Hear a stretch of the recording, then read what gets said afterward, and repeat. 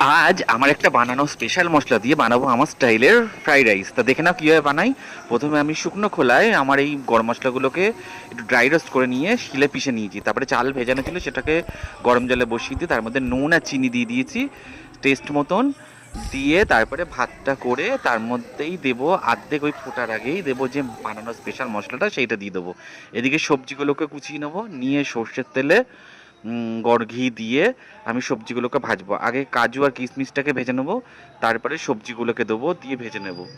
নিয়ে তারপরে কি করব, সবজিগুলোকে ভালো করে ভাজা হয়ে গেলে আমার যে তৈরি করা রাইসটা ছিল তার মধ্যে ওই মশলা তেলটা দিয়ে আর্ধেক ভাজাটা ফ্রাই সবজিগুলো দিয়ে কাজু কিশমিশ দিয়ে আর আমার বানানো স্পেশাল মশলাটা আর্ধেকটা দিয়ে আমি এটা দুবার করব।